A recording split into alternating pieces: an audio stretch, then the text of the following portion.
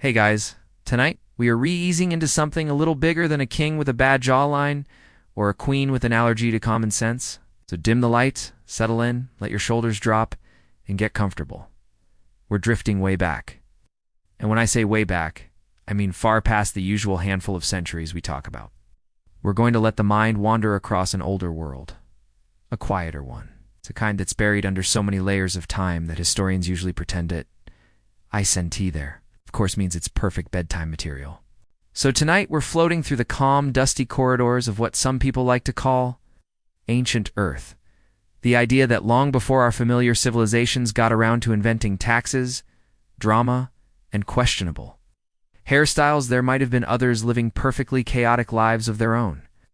Not magic, not aliens dropping in to redecorate the planet, just people, strange people, with strange habits. It's the kind who would fit right in with the royal disasters we usually talk about. Let's ease in gently. Slow breaths. A slow pace. No excitement. It's just the soft hum of impossible timelines and societies that probably shouldn't have existed but somehow did, in that calm, sleepy way the world always manages. People tend to imagine the distant past as a quiet place, a bit like an empty classroom after the students go home. But if we look closely, the ancient world wasn't exactly peaceful. It was full of humans doing human things, making mistakes, building odd monuments, arguing about whose mud brick house was slightly taller. Classic behavior. And tonight's theme is simple. What if those early societies were a lot stranger than we think? It's not in the dramatic Hollywood way, more in the subtle, why would you do that? Style of royal families naming 5 children the same name just to annoy historians centuries later. So let's start somewhere calm. Picture Earth around 20 to 30,000 years ago, a time when humans were wandering around in small groups, doing their best to avoid freezing to death or being stepped on by animals that really didn't care about personal space. The world was colder, sure, but people still had opinions, probably still fell in love with the wrong person, and definitely still made questionable decisions. Some things never change. There's this common idea that our ancestors were simple, like they were all just out there hitting rocks together. But the more we uncover, the more it looks like quite a few groups had the energy to build things they absolutely did not need. If you've ever seen a group project where one person decides to go overboard, imagine that but with stone and with way too much free time between hunting seasons. Let us float over to one of the earliest known sites modern researchers like to panic about quietly, Göbekli Tepe. A calm little hill in Turkey hiding stone pillars older than practically anything else humans managed to assemble. People love to describe it as a temple because saying we have no idea what this is doesn't look good in a museum brochure. But honestly, the whole place feels like a prehistoric club meeting spot where nobody agreed on what the meeting was about. These pillars are heavy, carved, and arranged in circles like someone was planning an elaborate conversation that never happened. If this were a royal court, you'd expect a bored prince lounging in the corner while people argued over who had the fanciest stone animal carving. Instead, we get silence. Just the wind, and the soft reminder that people 12,000 years ago had enough ambition to haul giant blocks around for reasons that probably made sense at the time. They might have even argued about it. Calmly, I'm sure. No drama, just slow prehistoric debates. But that's not even the start. If we drift further back, and don't worry, moving slowly, we start bumping into more clues that ancient humans were busier than expected. A little paint on a cave wall here, suspiciously neat circle of stones there. Someone carving patterns into bone even though nobody asked them to. All these small signs of people living, experimenting, and occasionally doing things that make archaeologists sigh deeply into their coffee. The funny part is that many of these early communities were basically the ancient equivalent of royal families in terms of drama potential. Small groups, high stakes, limited dating options. A recipe for all sorts of odd habits, especially when talking about inheritance, leadership, or who gets to decide where to put the next big stone. Imagine a village elder who insists the next generation build a new monument because the spirits demanded it, or because he was bored, or because he wanted to outshine the neighboring group who built theirs a little taller, and wouldn't stop bragging about it. Very regal energy. Very my lineage deserves respect even though we've done nothing special. Let's slide over to another point in the quiet fabric of time. About 40,000 years ago, some humans started making figurines, little statues. People call them Venus figures, which sounds far more glamorous than the reality. These figures have exaggerated features that suggest the sculptors had a particular artistic priority. If this were a medieval court, we'd call it propaganda. The prehistoric version of flattering a queen's portrait so she doesn't fire the artist. Of course, we can't ask them what these figures were for. Maybe they were symbols of fertility. Maybe they were gifts. Or maybe someone with artistic passion, and maybe too much alone time, simply enjoyed carving miniature people. The ancient world was full of quiet hobbies like that. Now, if you've ever wandered into the depths of old myths, you've probably noticed a strange pattern.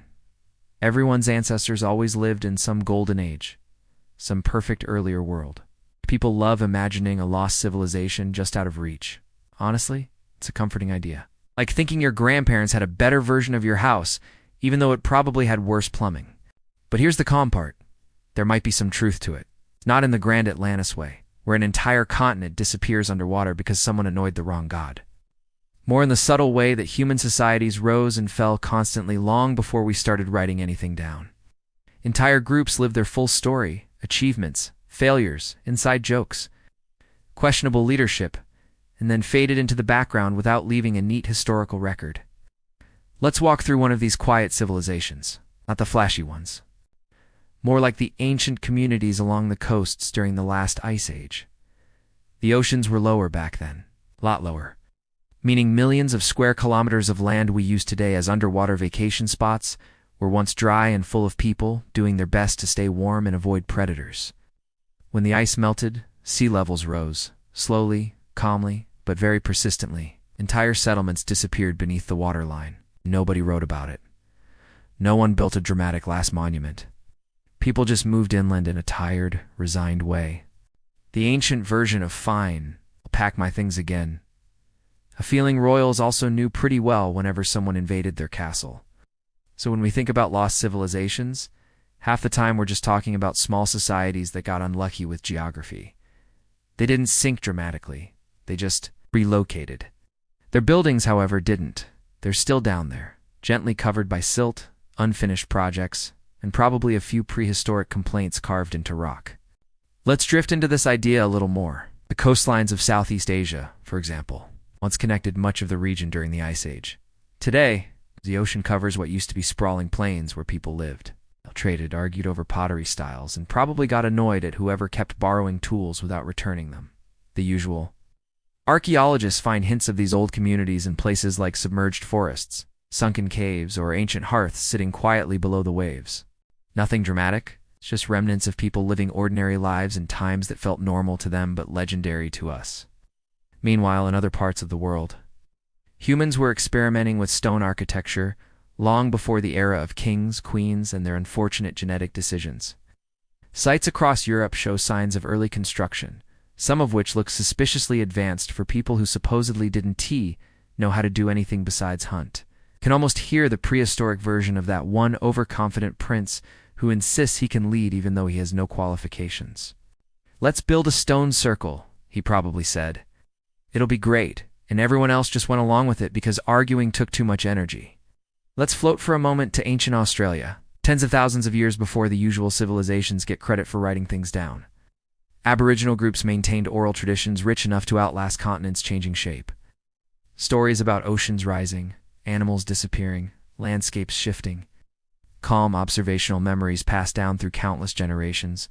No royal fanfare. Oh no. Dramatic scrolls. Just people paying quiet attention to the world. If medieval kings had done the same, we'd have fewer confusing chronologies and fewer portraits of rulers who apparently demanded to be painted with flattering cheekbones. That did not exist in reality. Now let's take a slow step toward an important thought. Humans love building things, even when they don't need to, even when it's inconvenient. Even when everyone knows the project will take forever and the funding committee, if they had one, definitely didn't approve it. So the idea that ancient groups built structures we haven't found yet, very likely, not because they were advanced, but because humans get bored. We often imagine lost civilizations as super societies with advanced technology.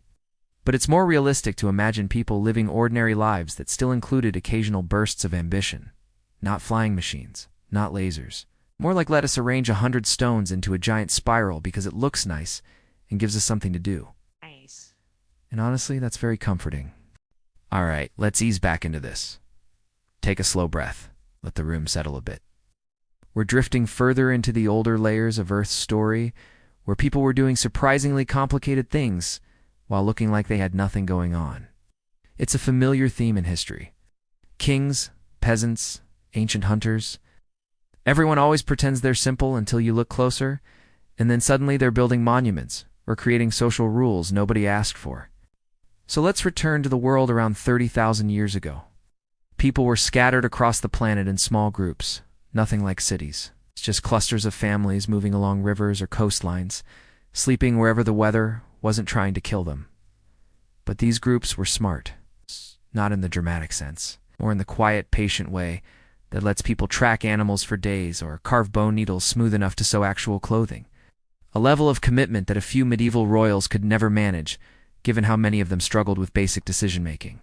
Archaeologists tend to describe these early communities in calm academic terms. Hunter-gatherers, they say. Mobile bands. And yes, they were mobile.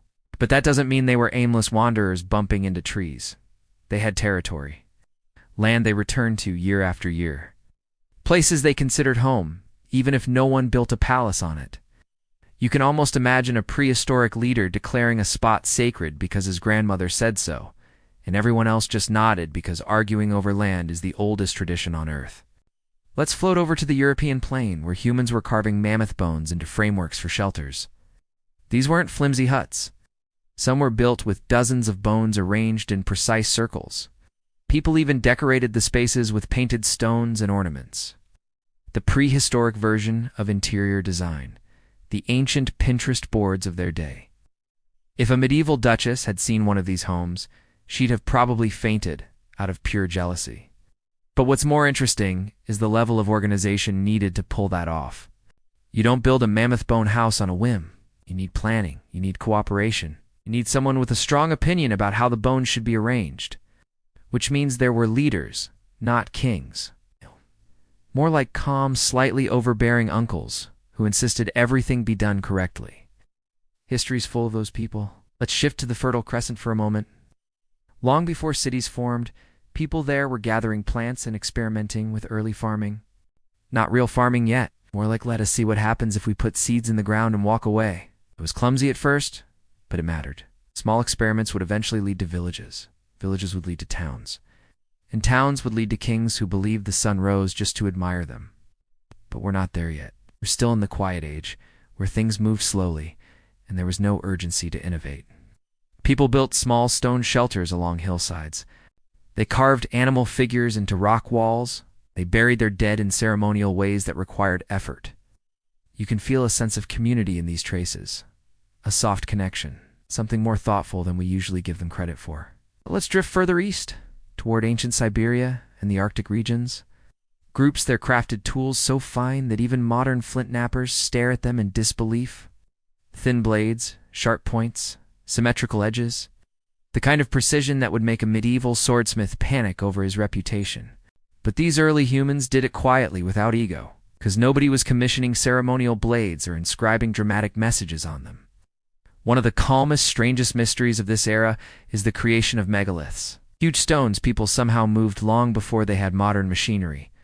We always imagine teams of workers sweating and struggling, but realistically it probably looked slower and more peaceful. People walked together, hauled stones with patience, rested often, talked about the weather, maybe argued in whispers about whose idea this was. A calm group project with no immediate payoff.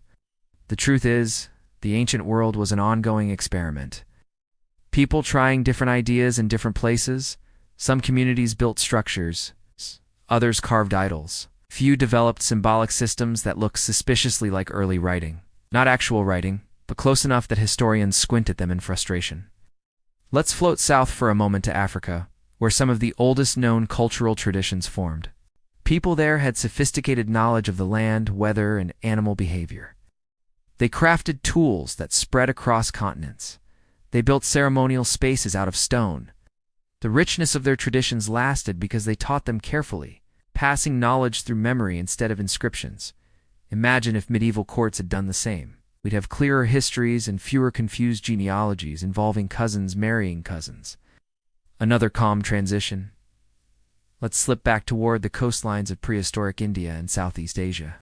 This region hosted sprawling land bridges during the Ice Age. People walked from India to Indonesia without even noticing they had crossed what would later be an ocean. Settlements lined these coasts, full of early fishermen, traders, and wandering artisans who liked carving shells or beads into jewelry. You can almost hear the soft clicking of tools and the occasional complaint about someone dropping a necklace into the sand. When sea levels rose, these whole worlds sunk beneath the waves. Not dramatically. It's just slowly enough for people to adjust, but the structures they left behind stayed. Some underwater sites show cut stones, straight walls, or oddly shaped terraces. Nothing advanced. Just normal architecture that didn't survive the changing coastlines.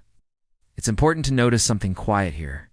Humans didn't suddenly become intelligent at one point in history. They've always been clever, just not always motivated to build cities or write books about themselves. For most of human existence, the smartest thing to do was live simply and avoid the type of drama later kings specialized in.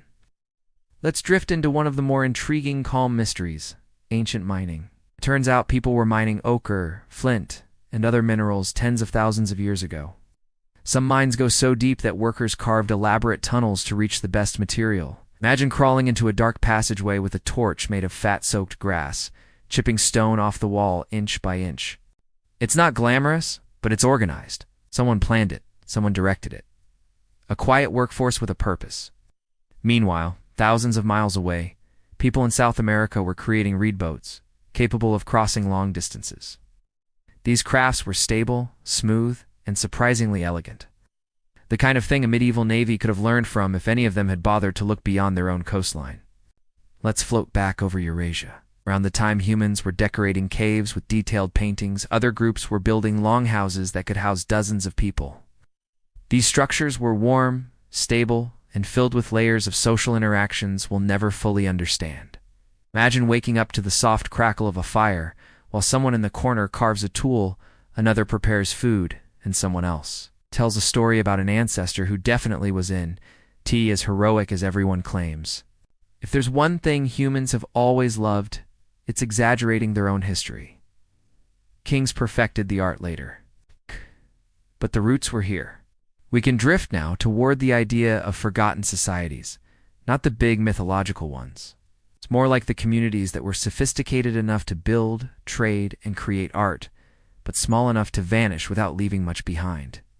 A few stone tools, a hearth, some bones. The kind of evidence that gets swept aside in textbooks because there isn't enough of it to form a dramatic narrative. Yet these small groups mattered. They formed a long, quiet foundation of everything that came later.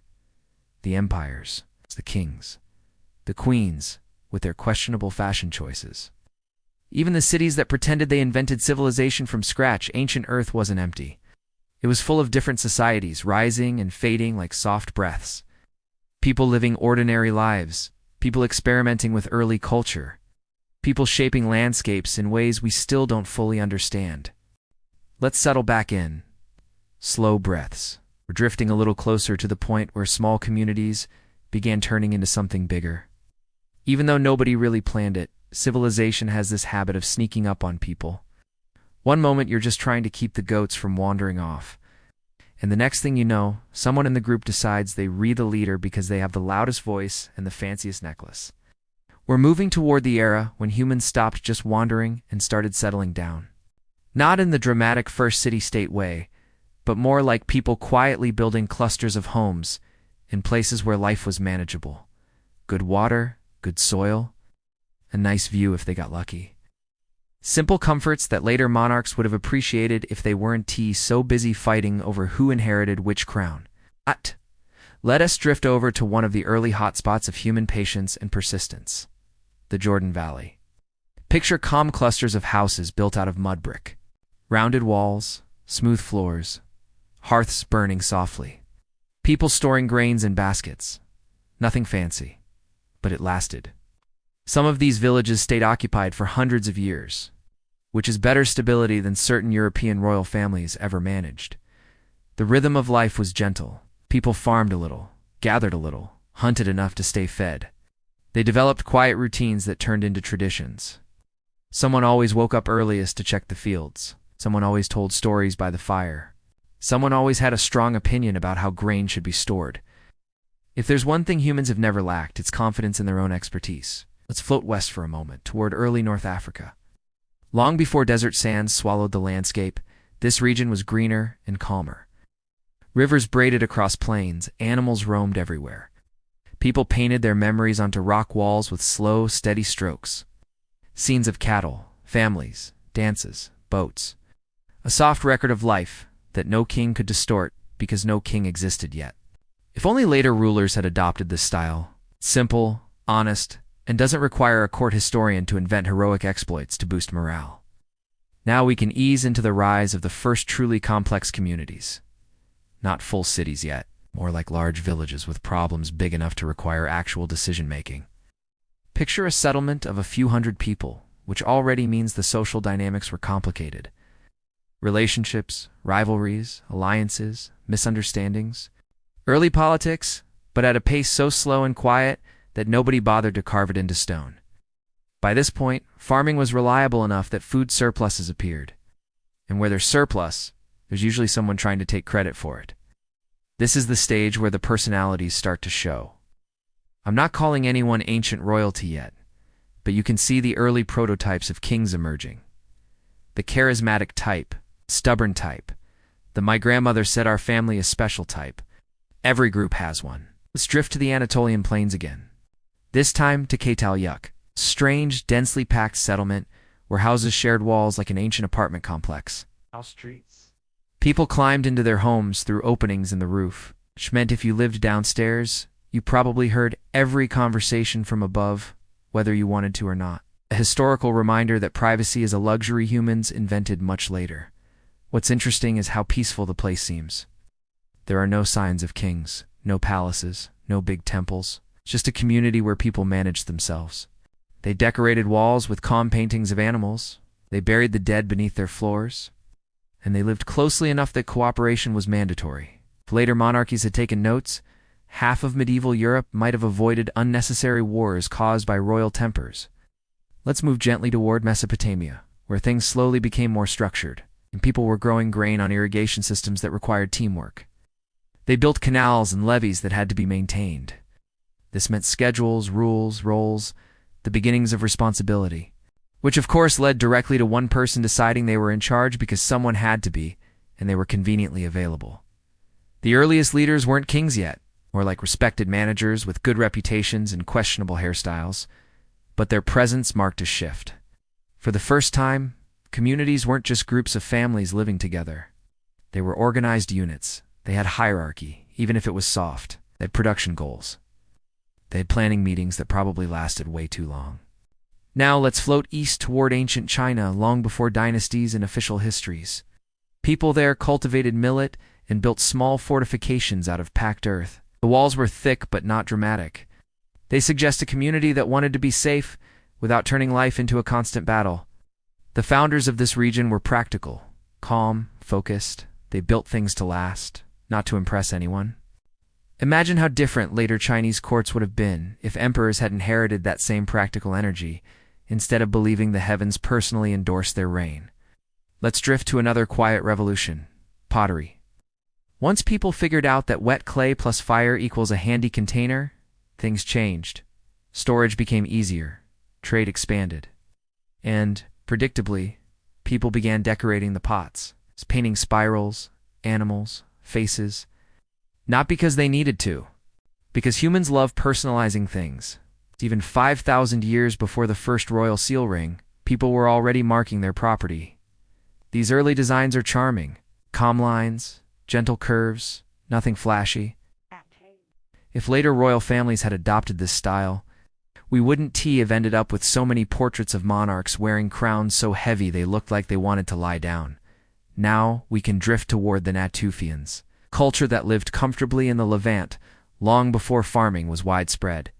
They built stone houses, stored food, and buried their dead with jewelry.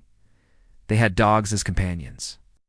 They lived stable lives for thousands of years with no kings, no palaces, and no urgent expansion plans. They represent the kind of society humans could maintain if we weren't always inventing complicated hierarchies. But even here, you see hints of social structure. Ow. Some graves have more decorations than others. Some houses were larger, some tools were finer. Nothing dramatic, just the quiet early stages of inequality. A soft warming-up phase for the future chaos of royal bloodlines. Let's drift north to the emergence of permanent longhouse cultures in Europe. These people built huge wooden halls that held large family groups. Inside were beds, hearths, storage pits, tools, and probably a few arguments about chores. These were stable communities that stayed in the same place long enough for multiple generations to live under a single roof. A nightmare scenario for any medieval prince accustomed to private chambers. With longhouses came organization, roles, family hierarchies, quiet authority figures. Matriarchs or patriarchs who made decisions not because they had crowns, but because they had experience and a tone of voice that suggested, you really shouldn't argue. Let's drift southward to the Arabian Peninsula before it turned to desert. Rivers, lakes, and green valleys once covered the region. People lived around them in simple settlements. They carved tools, made jewelry, and gathered food along calm waterways. Later civilizations would claim these lands as their origin stories, but the reality was quieter. Just families living comfortably without any of the grand narratives future kings would insist on. Let's ease toward the soft birth of trade networks. Obsidian, shells, pigments, and beads traveled across hundreds of miles. Nothing official. No merchants with contracts. Just people carrying beautiful objects to exchange with distant groups. This was the earliest form of diplomacy. Calm/slow connections that later kingdoms could have learned from, instead of relying on marriages between cousins who shared the same jawline. By now, humans had everything they needed for civilization to bloom. Food production, organization, communities, trade, and the inevitable emergence of personalities who believed they were essential to the group's success. Settle your shoulders. We're floating into the slow, steady moment in history when people started getting ambitious. Not in the wild, empire-building way yet. It's more in the quiet. What if we make things a little more impressive around here, sort of way? This is the stage where early elites emerged. The pre-kings, the prototype nobles. The ones who paved the way for every royal personality meltdown that would eventually show up in written history. Up to now, communities were mostly flat, families living together. Groups cooperating, because cooperation kept them alive. But once food became predictable, once pottery showed up, and once trade networks stretched farther than a person could walk in a day, something changed. Slowly, softly. No trumpets. Just a few people gaining more influence than everyone else. Let's drift toward one of the earliest hints of this shift, ancient burial mounds. These quiet grassy hills are some of the first signs that someone in the group started receiving special treatment. You don't build a mound for just anyone. It takes effort, planning, time, and the willingness of an entire community to listen when someone says, we should make the grave a bit bigger. That's the seed of a dynasty right there. Long before actual monarchs tried to outdo each other with oversized tombs. Some of these early burials included beads, tools, carved figurines, or even animal bones arranged with care. It was symbolic, respectful, but also a quiet declaration that certain people mattered more than others. Not royalty yet. It's more like respected elders or individuals with a reputation for being wise, strong, or simply too opinionated to ignore. Let's drift north to the early megalithic cultures. These groups arranged stones in patterns that clearly meant something to them.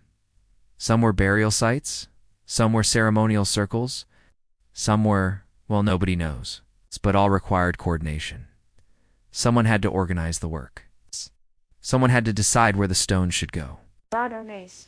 Someone had to convince the group that moving a 10-ton boulder was a worthwhile use of their afternoon. That someone is the ancient version of a noble. Calm, influential, probably very good at sounding confident. A skill that later kings mastered even when they had no idea what they were talking about. Let's drift west for a moment, toward the Atlantic coasts of prehistoric Europe.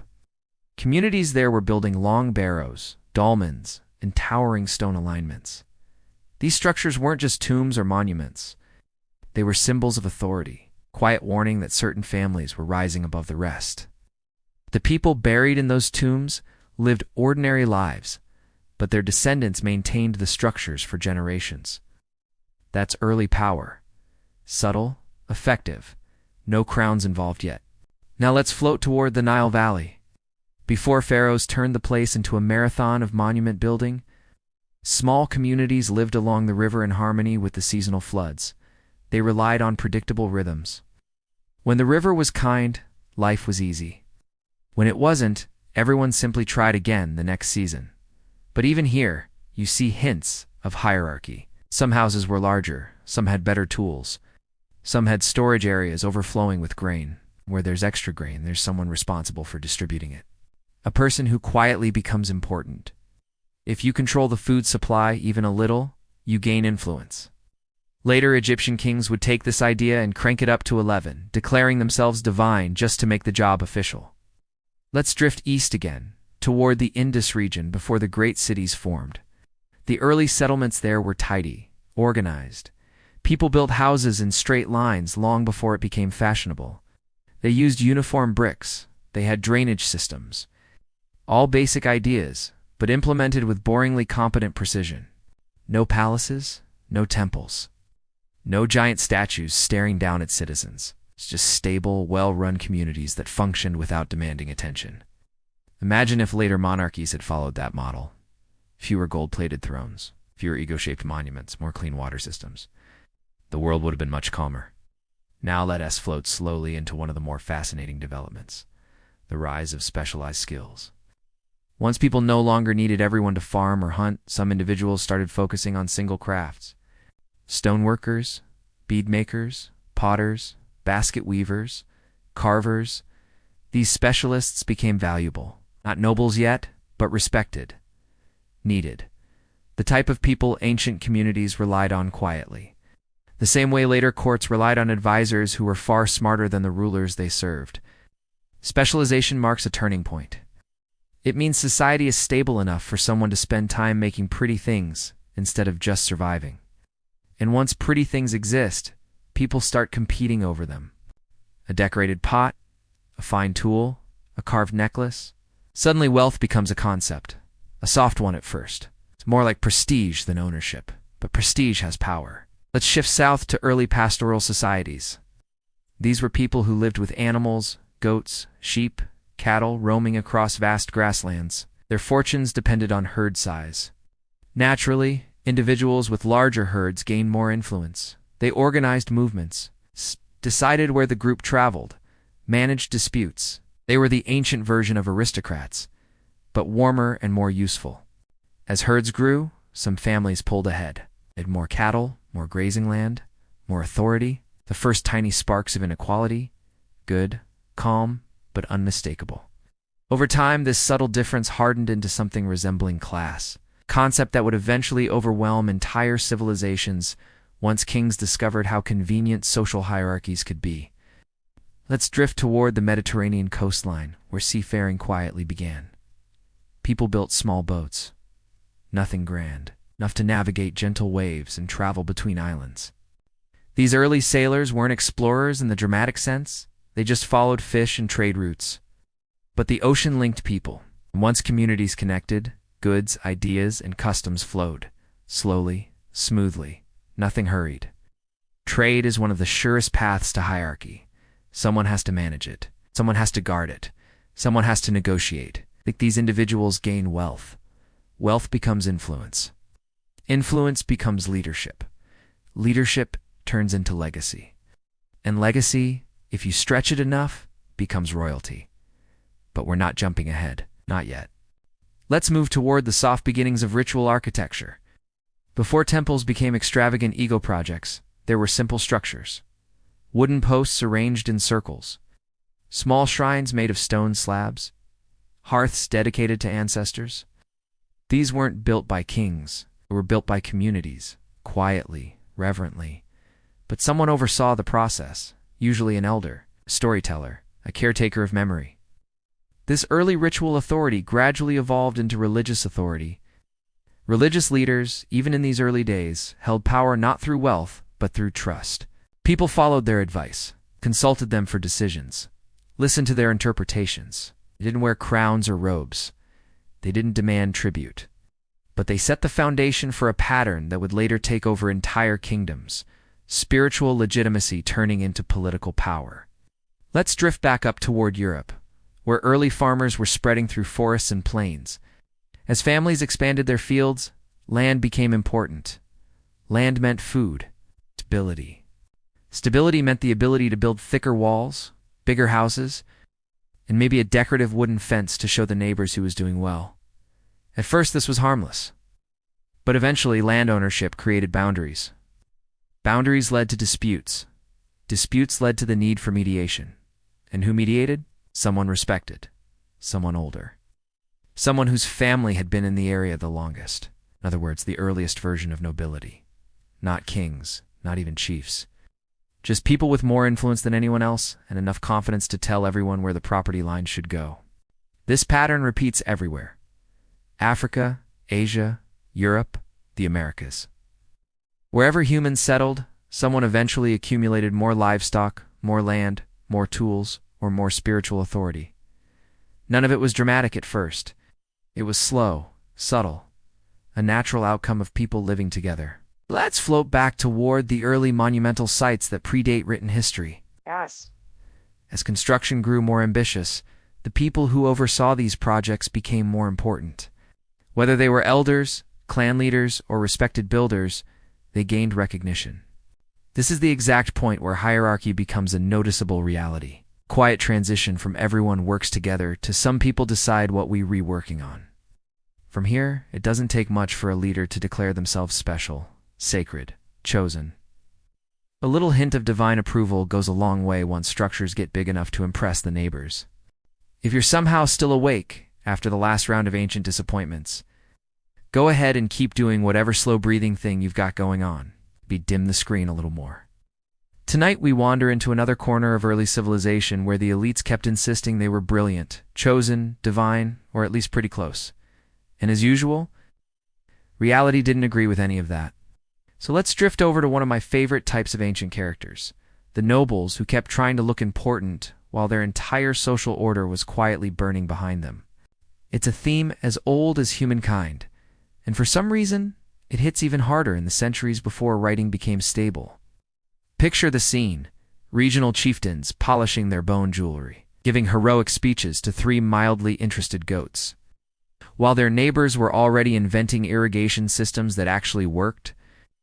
We'll start with a couple of early rulers from the Proto-Bade period, which is basically that murky era where the word government meant whoever had the biggest family and the least sense of when to stop bragging. These were leaders who proudly announced things like, "I command thee." River, despite controlling nothing but a muddy irrigation ditch that collapsed every few weeks. But you have to admire the confidence. Every time a flood wiped out their farms, they'd stand up, brush themselves off, and blame it all on the guy Aperver who didn't pray correctly. One of these figures, his name is lost, because of course it is, apparently had a habit of walking around with a carved wooden crown. Not gold, not copper. Just wood. Painted. Imagine announcing you're king while your headpiece looks like something a bored child made. During a long summer afternoon, but in his defense, metals were still rare. And you have to use whatever says authority when no one around you has invented better branding yet. This same king also seems to have insisted on leading all ceremonial dances himself. Archaeologists found figurines clearly showing one person in an oversized headdress surrounded by people who looked like they were trying to copy the moves, but didn't really want to. So yes, even 6,000 years ago, there were already managers who forced everyone into team-building events. Now let's drift forward to the Haliphalites. These were people who really went hard with their pottery game, while everyone else struggled with crops and weather and occasionally marauding neighbors. Alaf nobles spent hours decorating plates with perfect spiral patterns. That was their flex. A full identity built on "look at my dishes," and honestly good for them. If your life expectancy hovers around the number you can count on both hands, you might as well put energy into something pretty. But pottery wasn't their only obsession. Some graves reveal women wearing layers of beads that must have taken weeks to thread. Men were buried with meticulously shaped stone tools they probably never used. There's something sweet about it. like the ancient equivalent of posting highly edited photos and hoping everyone believes you live your life in soft lighting and perfect posture. Even back then, elites curated their brand. Of course, no noble class is complete without at least one person whose entire personality is "I own land." And the Halif upper tier had plenty of these. One guy, judging from his burial structure, seems to have insisted on being placed in a special circular chamber that took enormous effort to build. Meanwhile, his daily life was probably just him walking around reminding everyone how many sheep he owned. You know, the classic influential landholder energy, but with more dust and fewer spreadsheets. From here we can drift over to the early Nile settlements again, where many small chieftain clans were rising and falling long before the famous dynasties. These were the ones who desperately wanted to be remembered, but failed so hard that historians now identify them by pottery. Shards with labels like Proto-B and Group C-ish.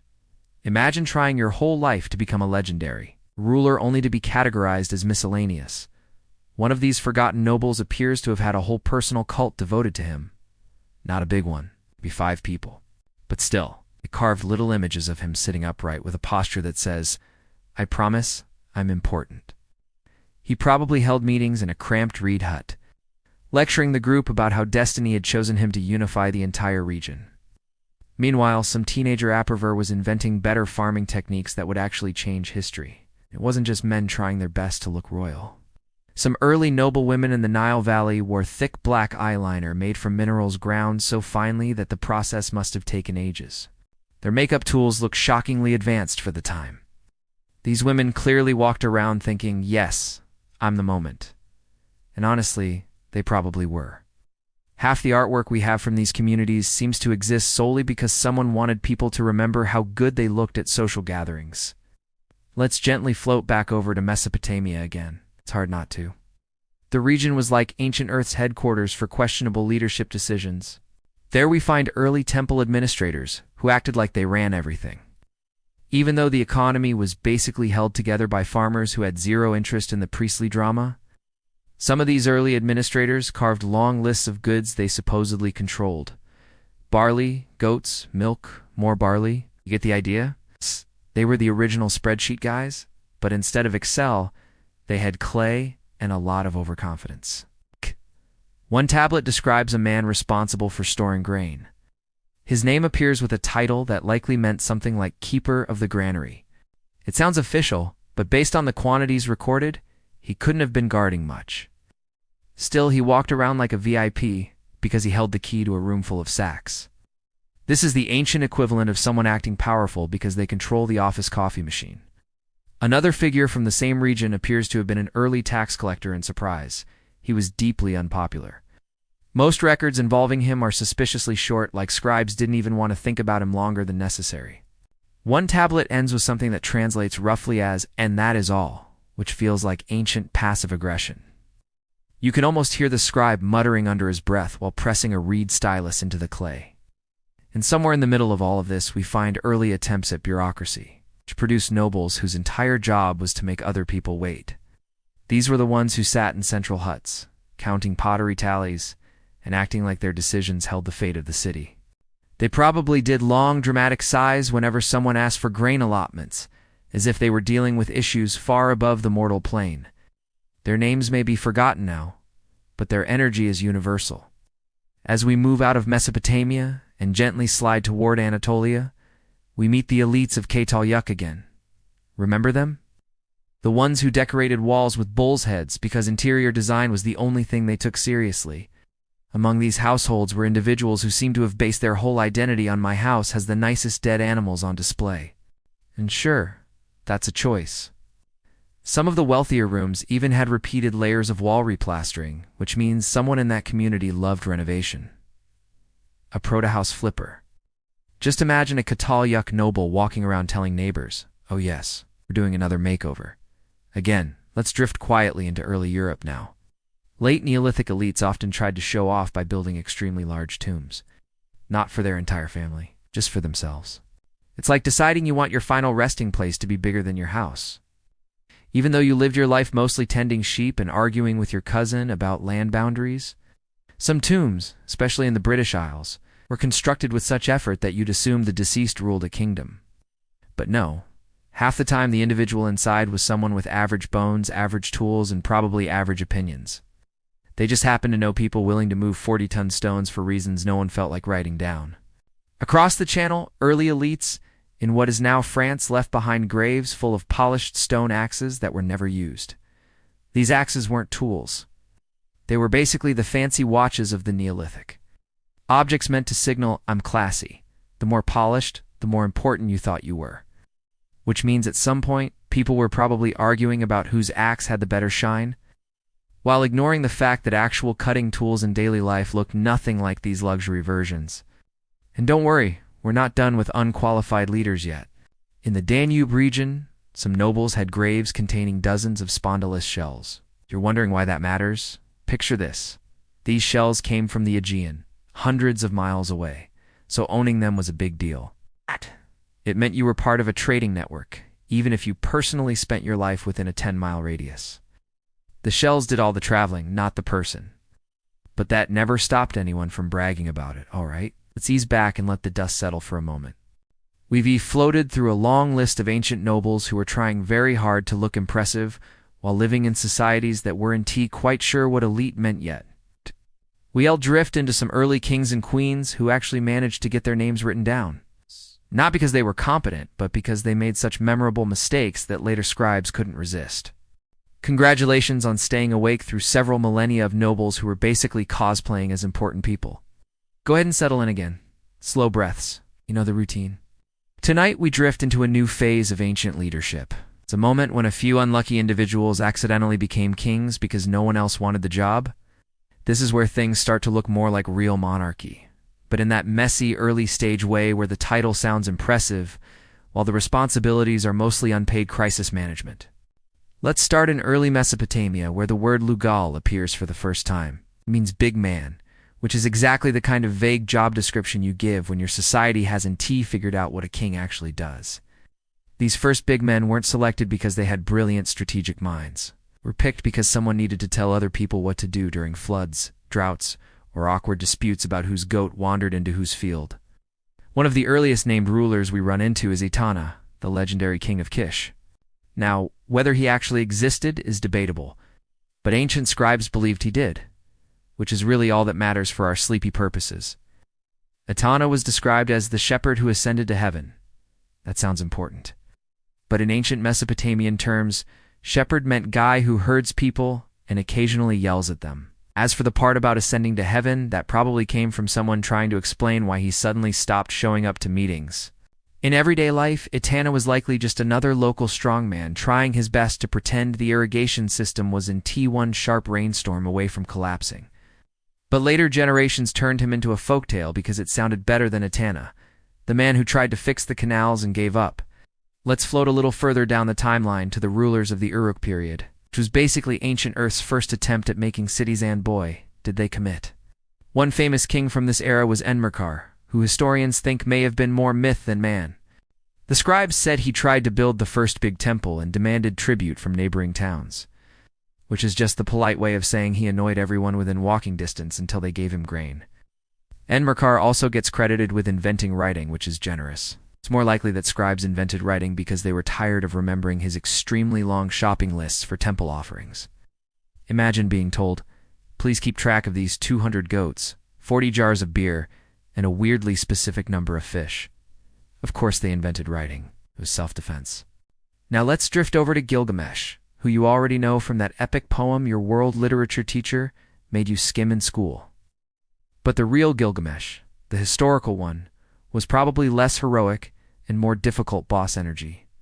One ancient scribe described him as someone who exercised kingship with great force, which is the polite academic way of saying nobody liked him but they couldn't make him stop ruling. Gilgamesh had a habit of taking whatever he wanted. He also demanded to be treated as two-thirds divine. Not half, not fully, two-thirds. Because why not go for a mathematically confusing flex? You can imagine the conversations. Yes, I'm partially divine, but not too divine. It's just enough to win arguments.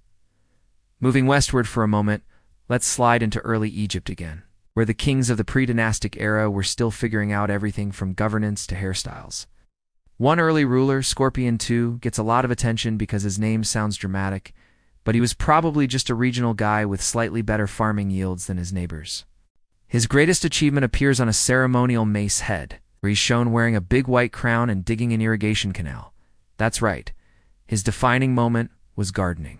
The scribes looked at that and said, yes, this is king material. Meanwhile, Scorpion II was probably sweating in the sun, thinking, I hope this makes people stop fighting over water rights. His successor, Nemora, is the one who gets credit for uniting Upper and Lower Egypt. This was not some grand inspirational moment. It was mostly administrative paperwork, a few territorial scuffles, and someone finally saying, we cannot keep having two different crowns. Narmer's big victory palette shows him bonking someone on the head, which is about as subtle as ancient political art gets. Let us drift north again toward Anatolia and the first glimmers of what would become the Hittite world. These early chiefs weren't quite kings yet, but they tried. Their biggest power move was controlling trade routes. One particular leader at Kohltepe kept detailed clay tablet logs of every copper transaction. Imagine spending your entire life verifying metal weights and arguing with merchants about taxes. It's not glamorous. But he insisted on being treated like royalty because he owned the accounting office. Truly, the spirit of middle management lives eternal. Now let's take a long glide toward the Indus Valley, where leaders were so chill we're not even sure they existed. This is one of the few ancient civilizations with almost no evidence of kings, which is honestly refreshing. Instead of royal tombs, we get regular houses. Instead of giant palaces, we get baths and trash systems. Whoever was in charge here was quietly competent, which is why nobody bothered writing down their name. If this were Mesopotamia, leaders would have carved their names on every brick.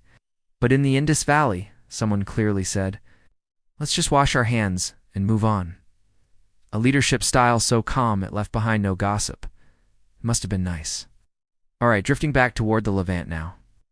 Early rulers in Byblus and Jericho were basically glorified construction managers. Their big claim to fame was building walls. Lots of walls. Some walls so thick you'd think giants lived there. But no, just regular people who were convinced every neighboring village wanted to steal their grain. Early kings spent most of their time standing on half-built towers yelling instructions at workers who were definitely ignoring them. In Jericho, one of the earliest known leaders likely oversaw the building of that massive stone tower. Scholars still aren't sure why it exists. Defensive lookout? Ritual monument? Overcompensating for something? No idea. You can picture the leader proudly showing visitors. Yes, that is my giant unnecessary tower. Please admire it.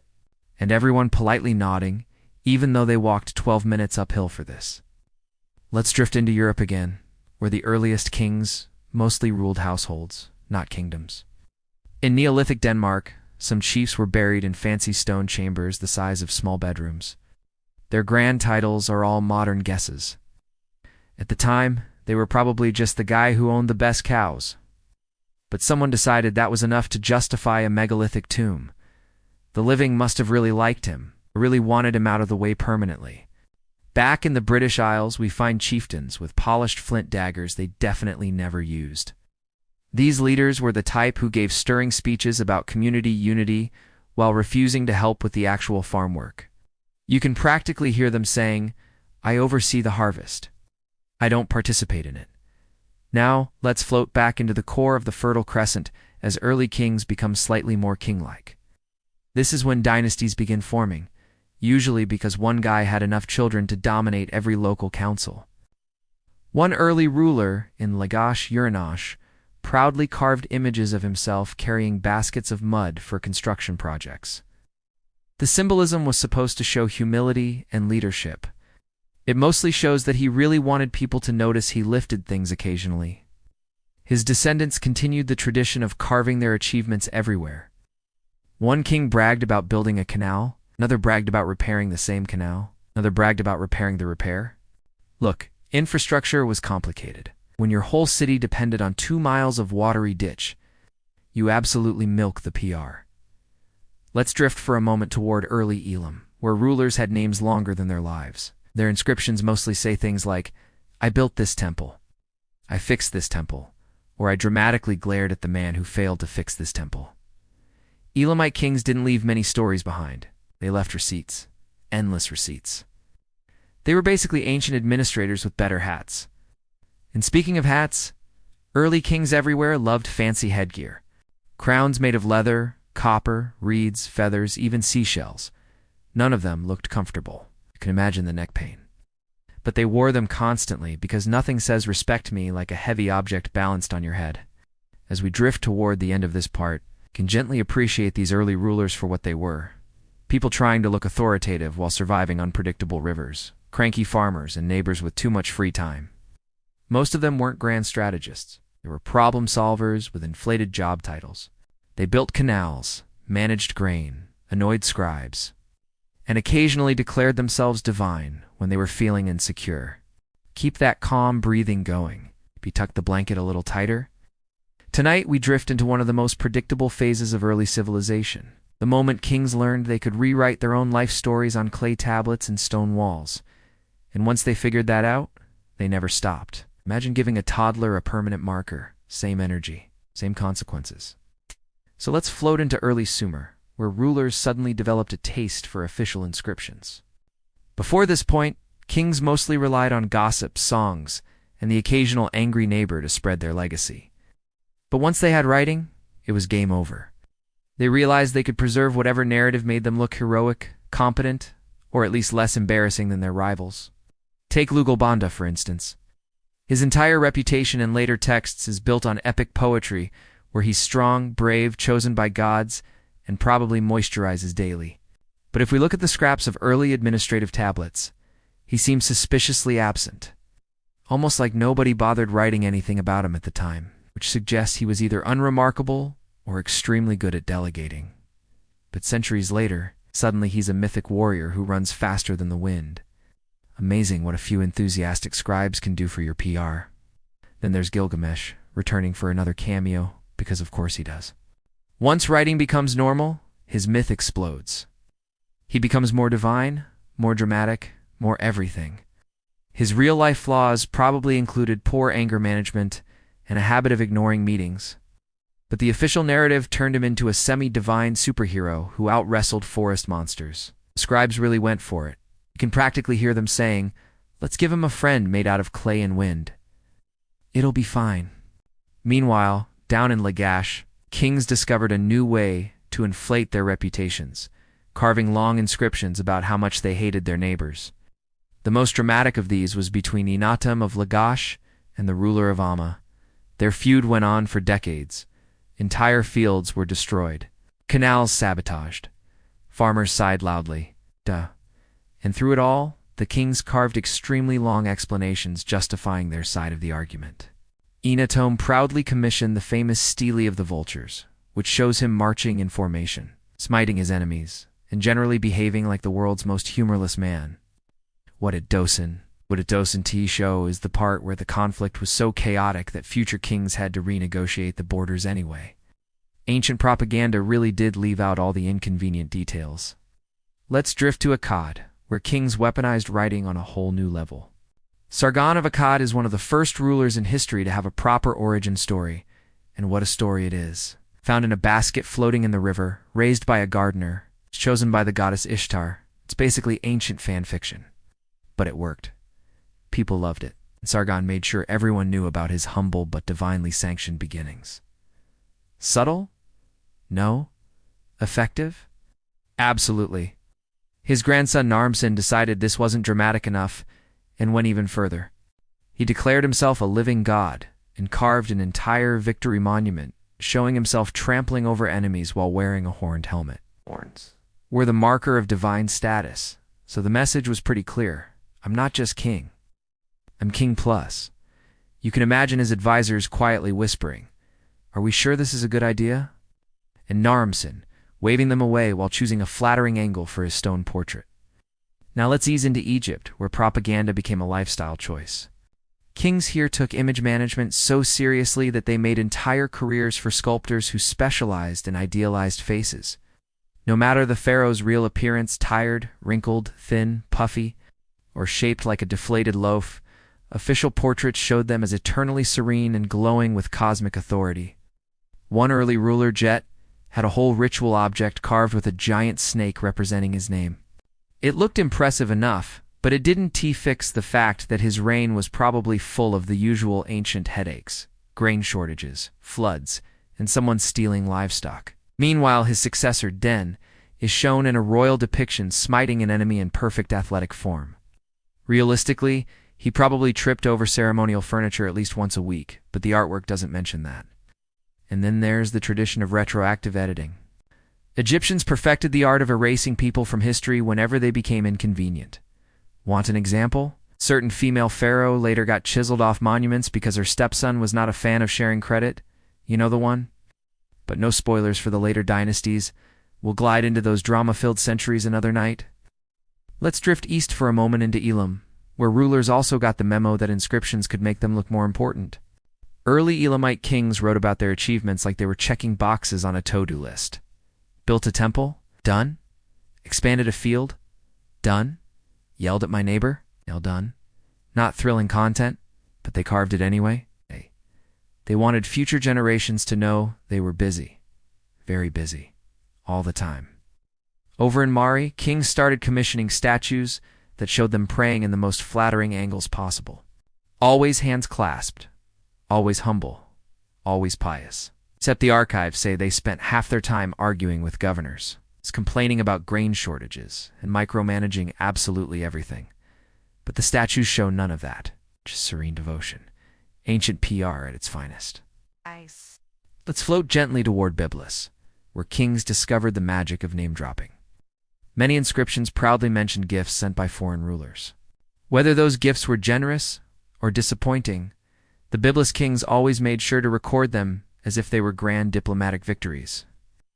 You can picture them saying, "The pharaoh sent me 1 jar of oil. Please carve this into stone so everyone knows I have influence," and the scribes nodding because their job was not to argue. In the Indus Valley, we still find almost no propaganda, which might be why the civilization lasted so long. Their leaders stayed quiet, built baths, managed sewage systems, and let the rest of the world brag itself into chaos. A bold strategy. Moving west again, the chiefs of early Europe eventually got into the spirit. Oh, yeah. Later stone circles and burial mounds occasionally include symbolic carvings that scholars interpret as declarations of status. Were they kings? Hard to say. Were they absolutely convinced they deserved a giant tomb? That part is clear. Some graves even include oversized weapons that were impossible to use, so they were basically props. Nothing screams I'm important quite like a sword you can't lift.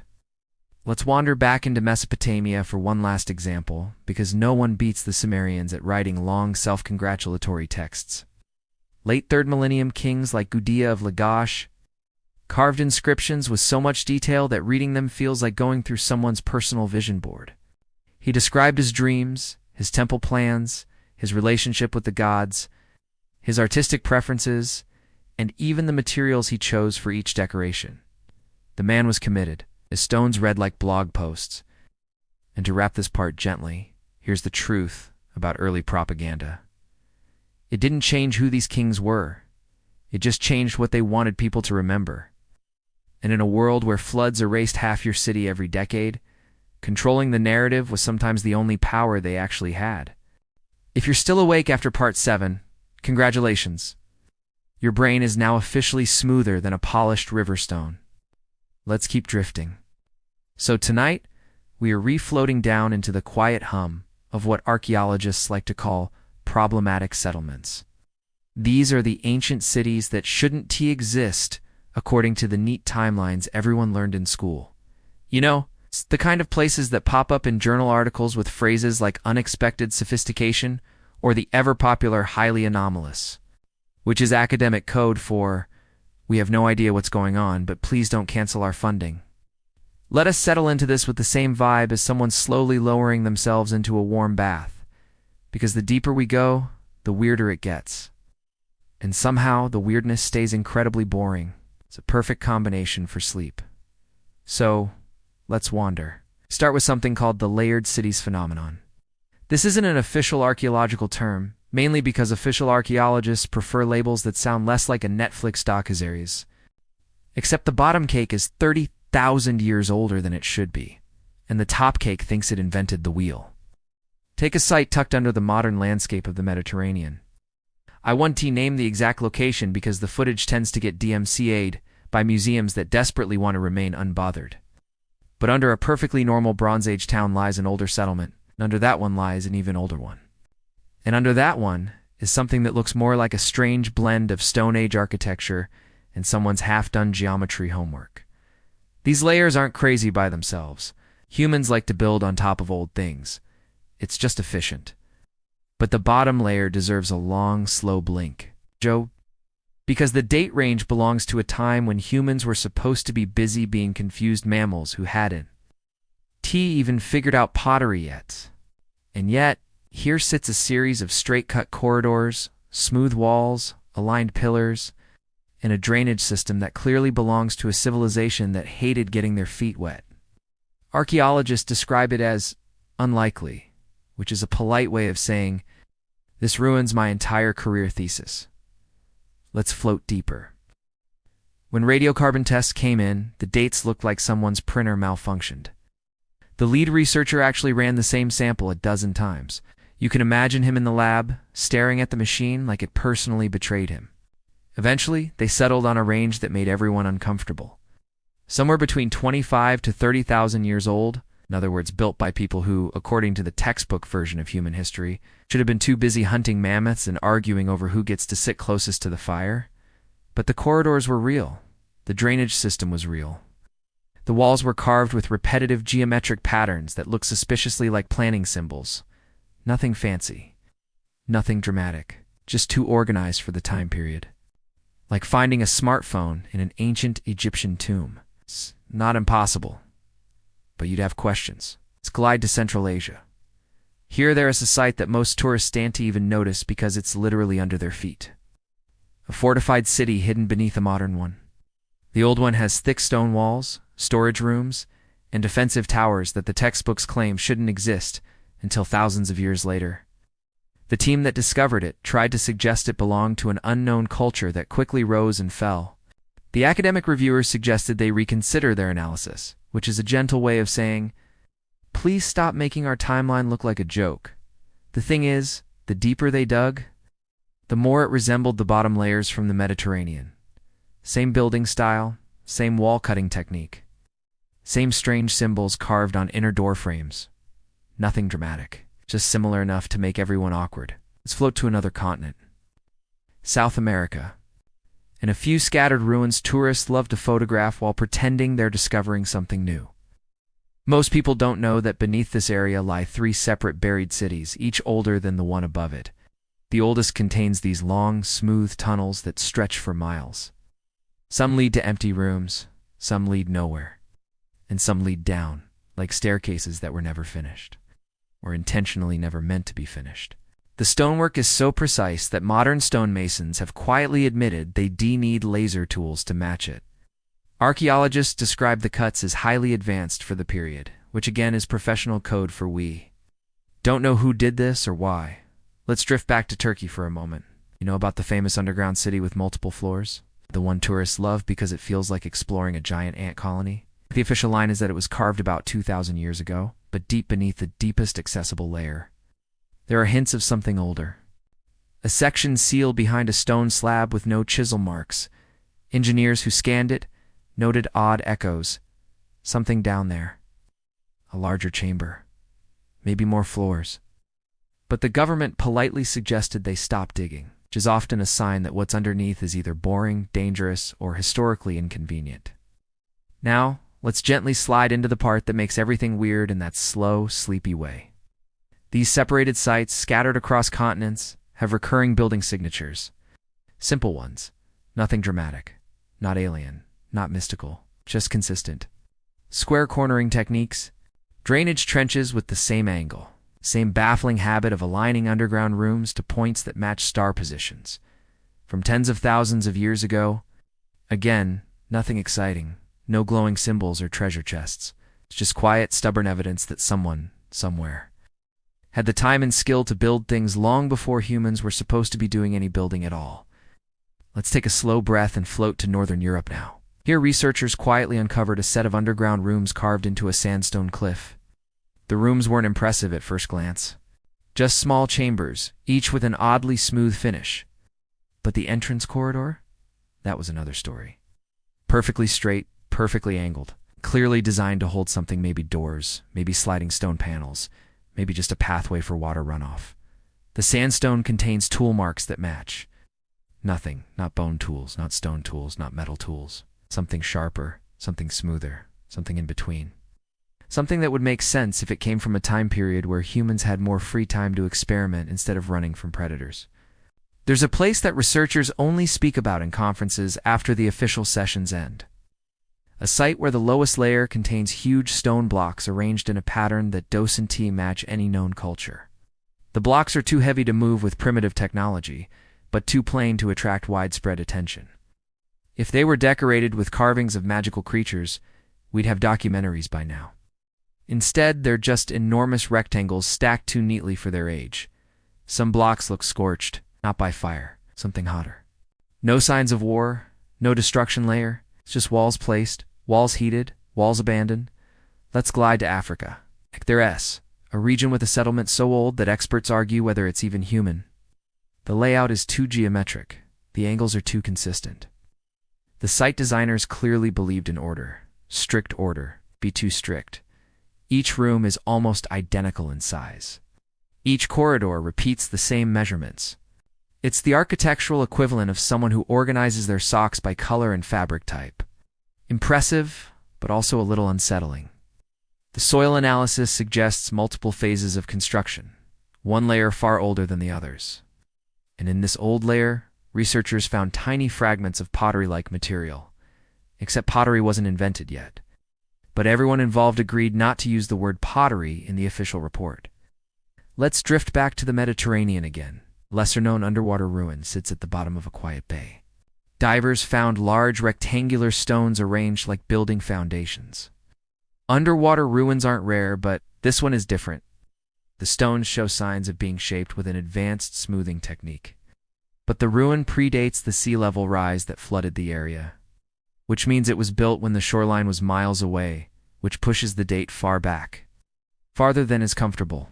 The divers describe the place as eerily simple. No carvings, no decorations. Just foundations that look like someone began building a settlement and then stopped halfway through, then vanished. Let's float to India. There's an underground chamber discovered under a temple complex. The chamber has walls coated in a strange, smooth, plaster-like substance. Nobody knows what it's made of. It's incredibly durable. Modern chemists can't replicate it easily. It's almost boringly perfect.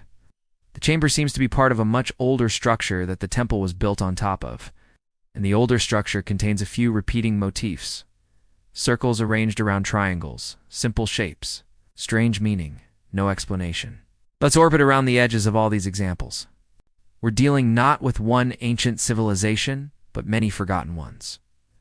Ones that left only hints. Ones that built quietly. Ones that didn't carve their stories into stone for us to find later. Ones that built underground as if they preferred the dark, or maybe the stability. Maybe they liked silence. Or maybe they just didn't want to be found.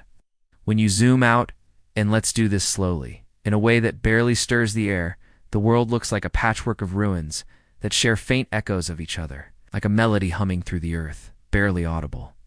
A repeated architectural whisper. A rhythm too subtle to claim as evidence, but too consistent to ignore. What's fascinating, and by fascinating I mean gently strange in a low-energy way, is how all these older layers disappear abruptly. Not through catastrophe, not through invasion, not through fire. They just stop being used. And later cultures build right on top of them, as if they didn't know who came before. Maybe they did and simply didn't care. Let's float to a thought. Maybe these ancient cities weren't cities. Maybe they were bunkers. Maybe they were schools. Maybe they were labs. But the simplest explanation might be that humans were experimenting with architecture long before anyone assumed they could. They built underground because they could. They carved smooth walls because it amused them. They aligned their buildings to stars because they liked the symmetry. Maybe prehistoric people were simply more bored, more curious, and more stubborn than we give them credit for. As we drift toward the end of this part, picture all these buried layers sitting beneath modern streets, farms, forests, and oceans. Hidden worlds that don't fit the timeline. Quiet reminders that human history isn't a straight line. It's more like a tangled set of threads, many of which lead downward, not forward. Let's rest here a moment, and when you're ready, we can sink even deeper into the people who might have built all this. Somehow drifted through 8 parts of buried cities without fully entering the dream realm, you deserve some sort of honorary archaeology degree. Don't worry, you won't need to do field work or read any grant paperwork. Just keep lying there, peacefully dissolving into your mattress. Tonight, we're gliding into the soft fog around the people who might have built all those quiet, confusing structures we've been drifting past. Not the civilizations you already know. Not Sumerians, not Egyptians, not Harappans, not Maya. We're going farther back. Into that stretch of human time that most textbooks treat like the loading screen before history actually begins. Let's start gently. Imagine a group of humans living tens of thousands of years ago. Not cave dwellers grunting at fire, but something a little more relaxed, a little more methodical. Be too methodical. Picture them settling somewhere for a long time. It's long enough to start digging. It's long enough to carve walls out of limestone. It's long enough to get bored and design geometric hallways just to see if they liked the look. These people aren't aliens. They aren't superhuman. They're just surprisingly organized. Which, if you've ever coordinated a group project with actual modern humans, already sounds borderline supernatural. Let's float into their possible origins. Archaeologists like to pretend early humans were always wandering. Hunters here, gatherers there, moving constantly like they were following an eternal grocery list. But every so often, we find evidence that some groups settled down far earlier than expected. Not farming, not building cities, just staying put. Maybe they found a nice water source. Maybe they found a cave that felt cozy. Maybe they just didn't like walking. That would be relatable. It's in these early stopping points where strange things start happening. Layers of stone where they shouldn't be. Rooms too symmetrical for accidental shaping. Corridors aligned to solstices or equinoxes long before humans were supposed to care about that sort of thing. Let's drift over to the Mediterranean coast again. Beneath a modern fishing village lies an ancient settlement that has no business being there. The deepest layer is too old, too neat, too carefully organized. The skeletons found there only a few show signs of long-term community life.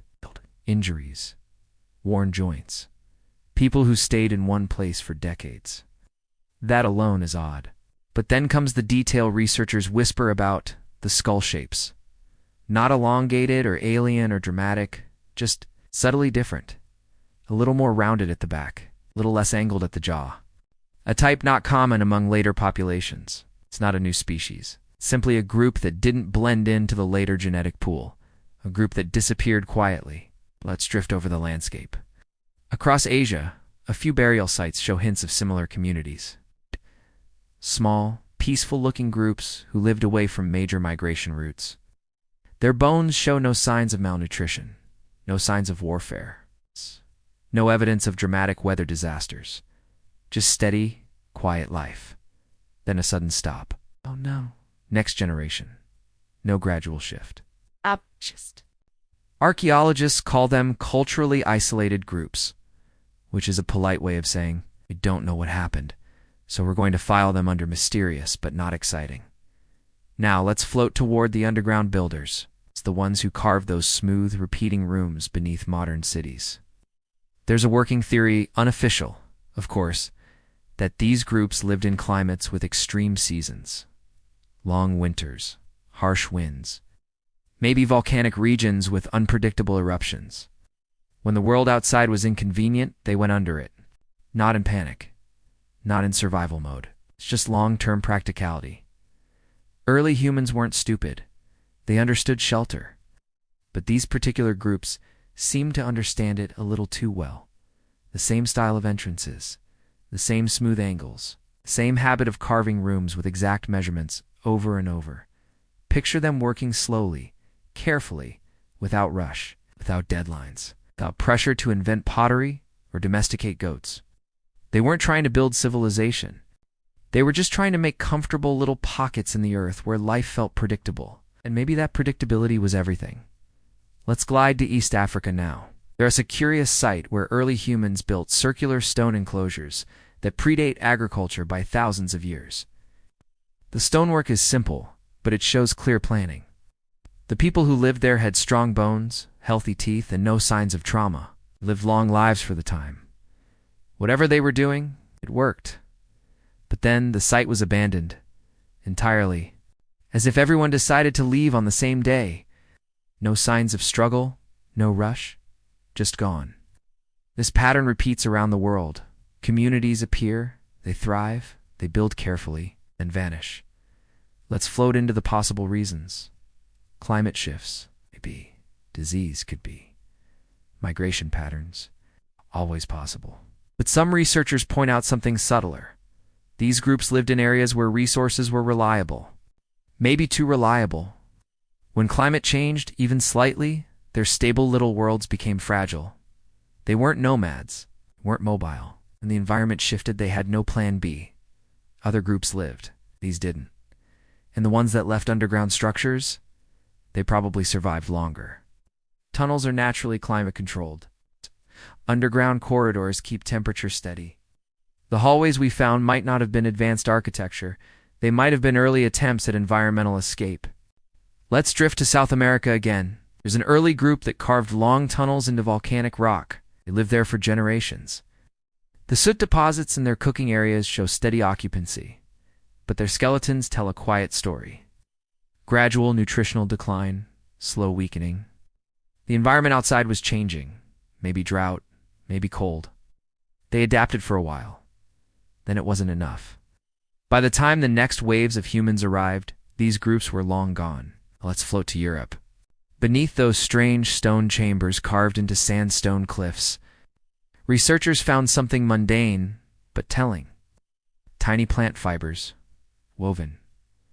Not in the artistic way, later cultures did it, more like simple mats or coverings. Domestic, practical. These ancient people weren't nomads. They stayed, they built, slept on floors softened with mats. They decorated their walls with faint ochre lines that now barely show. They lived like humans. They disappeared like whispers. The real question isn't why they vanished. People vanish all the time across deep history. The question is, why so many of these groups built similar structures, despite living thousands of miles apart? Were they connected? Probably not. Travel wasn't that easy back then. Did they share technology? Also unlikely. What they shared was the one trait early humans consistently overlooked in their storytelling: patience. Modern humans assume ancient people were in a rush to progress. But these groups weren't chasing innovation. They were perfecting comfort. Making underground homes. Carving smooth walls, because rough walls are annoying. Aligning rooms to star positions because the sky was entertainment. Maybe they were just thoughtful, maybe too thoughtful for their time. They lived slowly. They lived quietly. History, which prefers loud events, ignored them. Let's drift into the last idea. Maybe these early groups didn't vanish at all. Maybe some of their habits carried forward. Maybe later societies inherited construction instincts from them without knowing. A preference for straight corridors, a fixation on symmetry, a tendency to bury things, comfort with building foundations deeper than necessary. We don't keep everything consciously. Sometimes habits survive longer than cultures. The earth keeps the rest, layer after layer. All the way down. Let's pause here for a moment. Down. Settle the mind like a feather floating downward. Next time, we'll sink deeper into the forgotten technologies these groups used. Nothing flashy, nothing advanced. Just ancient methods that make modern researchers quietly uncomfortable. Stretch your shoulders a bit. Let the room settle around you. Let's drift into another soft corner of the ancient world. Tonight, we re-gliding into the kinds of technologies early humans used before anyone was supposed to know how to do anything. Don't expect glowing crystals or mystery engines. Be re-staying in the calm reality of simple tools that worked a little too well for the time. Let's start slow. Picture early humans sitting around with nothing but time. Long seasons, long evenings, long stretches where nobody was invading anything yet. That's when real experimentation happens. Not in chaos, but in boredom. And boredom, especially ancient boredom, is surprisingly productive. Let's float over to the underground tunnel builders we met earlier. You can T-carve stable corridors in limestone or soft volcanic rock with random sticks and hope for the best. These groups weren't using metal yet, but they had something else. patience. And stone techniques that take forever, but create smooth results that look intentional. Archaeologists like to call these primitive tools, but the finished walls don't look primitive. They're evenly scraped, consistent, sometimes even polished. That kind of work doesn't come from trial and error. It comes from a long tradition passed quietly from one generation to the next. Imagine a community where every adult knew exactly how to thin a stone blade so it could carve without shattering, where every older child learned to anchor a tool with the right pressure so the rock didn't T-crack, where you didn't learn pottery or metalworking because your entire world was focused inward into the earth. Underground living required calm, steady skill. They had it. Let's drift toward the coast again. Those stone chambers buried below fishing villages. Researchers found tiny grooves on some of the floor slabs. Not artistic, not symbolic, just straight, repeated marks. It looks like something heavy was being dragged over the surface again and again. Maybe baskets. Maybe slabs of dried food. Maybe simple tools tied with rope. Whatever it was, the grooves are identical. Same length, same width, same depth. Which suggests these people had standardized objects, not mass production, just consistency. Tools shaped the same way across generations. That means apprenticeship, teaching, habit formalized into a tradition. Even small traditions count as technology. Let's east toward the eastern deserts. There's a site where ancient stone spheres were found arranged in lines. The spheres aren't perfectly round, but they're close, too close to be accidents. For a long time, people said they were game pieces, which is archaeology's polite way of saying, we don't know and don't want to admit it. But later studies found something else. The sizes match weights, not modern weights, not metric, just consistent measures used for trading grain and seeds. Early humans, long before writing, were already playing with standardized measurement. Nothing fancy, nothing revolutionary. It's just a quiet system used by people who wanted fairness in a world without rulers yet. Let's drift. In Southeast Asia, there is a set of caves with clay floors that still show footprints from people who lived there thousands of years ago. What's strange isn't the prints themselves, it's their placement. They're in patterns, lines, arcs, repeated movements. Some researchers think they were early teaching spaces, not classrooms with chairs and exams. Just open areas where elders showed younger members how to weave fiber, shape rope, or twist plant stems into nets. Nets that later ended up in coastal sites hundreds of miles away. If nets traveled, knowledge traveled. And sometimes the knowledge traveled farther than the people who made it. Let's float toward the high plateaus now. There's a type of ancient tool found in distant, unrelated regions. Tiny stone blades barely longer than a fingernail. They were used as inserts in wooden handles, creating early composite tools. Think of them as prehistoric multi-tools. Placeable parts, sharpenable pieces. You break one, slide in another. That's not basic survival instinct, that's engineering instinct. A calm kind, a slow kind. Let's ease south to the mountains. In one valley, long before agriculture arrived, people built small terraces, just a few stones high. They weren't farming yet. So what were the terraces for? Turns out they were for water. The stones directed rainfall into narrow channels that soaked into the soil instead of running off.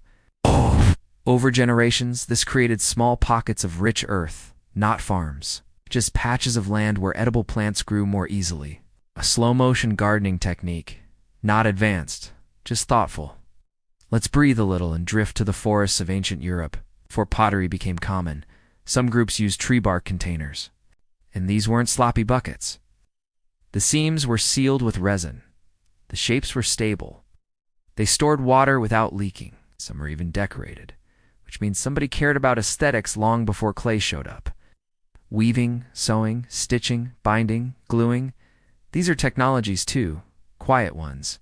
The ones that don't leave dramatic ruins, so they rarely make it into documentaries. Now let's glide to one of the oddest pieces of early human technology, sound mapping. Deep caves across several continents show signs of chambers used not for art, but for acoustics. Early humans learned that sound behaves differently in different spaces. Some rooms amplify low tones, others create long echoes. Why did they study it? Because they sang. Communities with no writing learned and taught through rhythm, sound, repetition. Stories that survived through cadence. The chambers weren't temples. They were rehearsal rooms. When you don't have books, the human voice is your entire library. Let's settle into another layer. Across early burial sites, we find pigments. Red ochre especially wasn't used for art alone. It preserved bodies, deterred insects, covered smells. It acted as an early antibacterial layer. Not intentional science, just observation. Someone noticed that bodies treated with ochre decomposed differently, so the idea stuck and spread. Silent technology passed with no explanation needed. Let's move gently to the last example. Near an ancient riverbank, archaeologists found a row of stones set in a curve. The stones were small, easily moved. Not foundations, not walls. But the curve aligned with the annual flood line. Not a calendar, not astronomy, just a way of marking where the water reached each year. People who lived there weren't engineers or priests. They were just watching, measuring with their eyes, recording with stones. Early systems like that turned into later systems calendars. Irrigation, astronomy, architecture, nothing springs out of nowhere. Even advanced civilizations borrow from forgotten ones. We like to imagine technology starts suddenly, but the truth is softer. It grows slowly, like moss. Shallow roots, widespread, easy to overlook. And a lot of those tiny ancient techniques probably survived long after their creators disappeared. Modern people still weave, still carve, still measure, still track floods. The tools changed. Instincts didn't. Let's rest here.